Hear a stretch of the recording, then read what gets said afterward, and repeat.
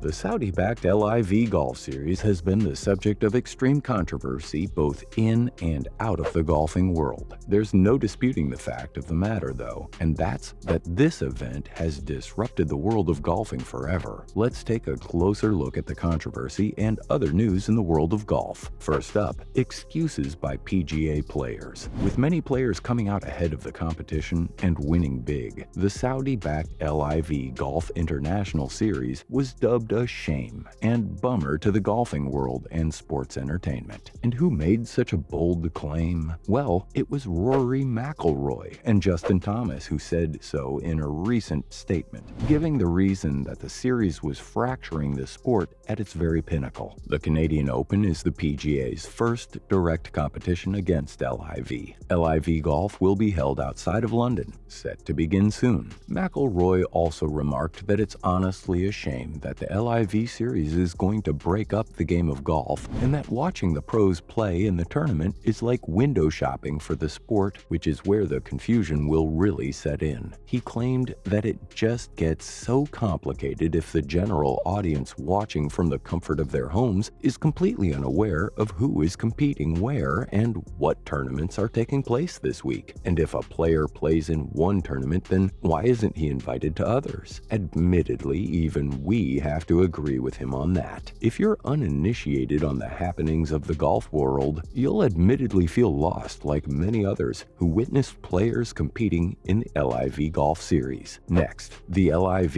impact. Critics believe that everything needs to work on being more unified in order for this arrangement to truly work, and that they believe the sport was actually headed in a positive direction before this entire fiasco. With a combined prize pool of $255 million for its 8 events, the fledgling series has drawn players such as the likes of Phil Mickelson, Dustin Johnson, and even Sergio Garcia. Several reports suggest that Patrick Reed and Bryson DeChambeau, who each won a U.S. major, will play in LIV Golf's inaugural U.S. tournament, which was recently announced. Since the tour denied PGA players' requests for temporary releases to compete in an event opposite this week's stop at Toronto's Par 70 St. George Golf Course and Country Club, the PGA has sternly warned those who play for LIV that there will be consequences, which, in case you're wondering, the PGA did in fact stay true to by banning players who joined the Saudi-backed league with an indefinite ban from PGA sports. Thomas, an American player who won his second PGA championship last month, said the entire ordeal and drama has bummed him out. He claims that while the choice is theirs, he just wishes it wouldn't be overshadowing the fantastic plots and activities on a trip that has been going on for a very long time and is at one of the best locations it has ever been played at before. He found it sad and disappointing that many men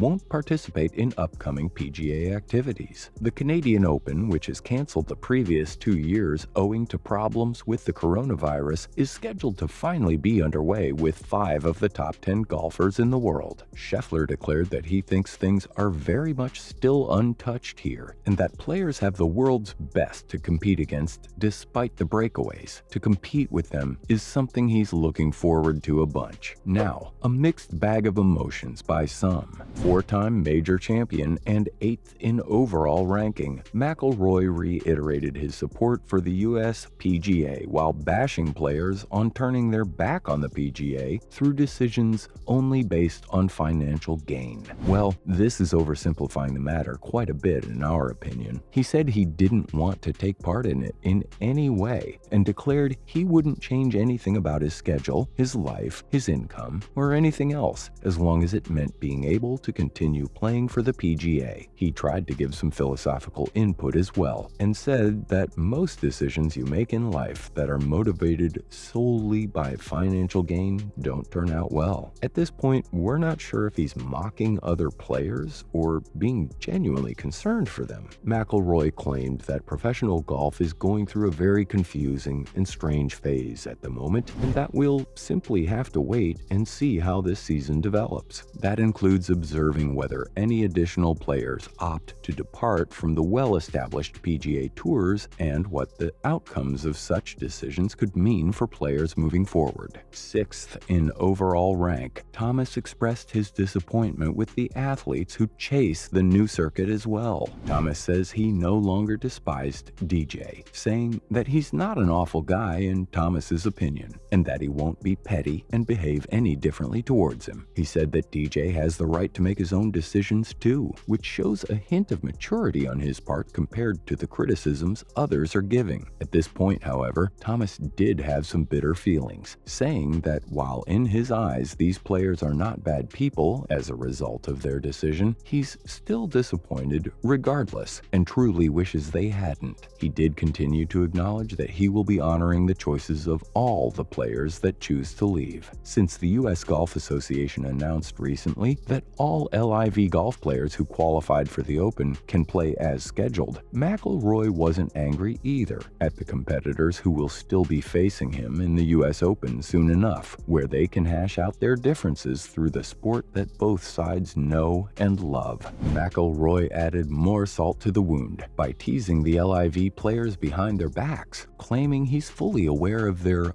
true aspirations and objectives, which is very becoming of McIlroy's persona off the field. He doubled down and did some damage control, however, and claimed he also isn't in any way criticizing anyone for going, claiming that they are free to make their choices and live their life any way they deem fit, but that the top players are still in the PGA. The timing of LIV Golf in opposition to PGA's Toronto competition infuriated the likes of Canada's Mackenzie Hughes as well, who remarked that these tactics reek. Although there was never going to be a perfect time, as a Canadian, it was rather disappointing for Hughes. Now in other news, Charles Barkley speaks mind about LIV. Charles Barkley doesn't hesitate to express his opinions. It's just one of the numerous factors contributing to his status as one of the most well-liked sports personalities in the entire industry, after, of course, being a Hall of Fame basketball player. The 11-time All-Star and current TNT analyst discussed the LIV Golf and PGA Tour controversy during an interview on the Pat McAfee show recently. He offered support and backed players who accepted the money to play in the Greg Norman-hosted series, which is underwritten by Saudi Arabia's Public Investment Fund officially. When asked what he wants to see at the U.S. Open this week, Barkley comically stated that he wants all the LIV players at the top of the leaderboard and the PGA Tour shaking in their boots. Next, DP World Tour breaks silence. Due to the intricacies of the matter at hand, the DP World Tour said it is still debating whether to adopt the PGA Tour's stance and suspend players who joined the breakaway LIV Golf Series or not. Players on the DP World Tour were informed in a memo from the organization's chief executive, Kevin Paley, that a decision would be made on Thursday, June 23rd, following this weekend's U.S. Open and before the BMW International Open in Germany, which still gives us some time. The US-based PGA Tour officially acknowledged that players broke their regulations by competing at Centurion Club last week. However, the debut event of the Saudi-backed LIV Golf Series has caused substantial uproar in the game and cast a shadow over the US Open, making it an event to stay tuned for. Lastly, PGA Commissioner makes a bold claim. PGA Tour Commissioner Jay Monahan is the man of the hour in the golfing world right now.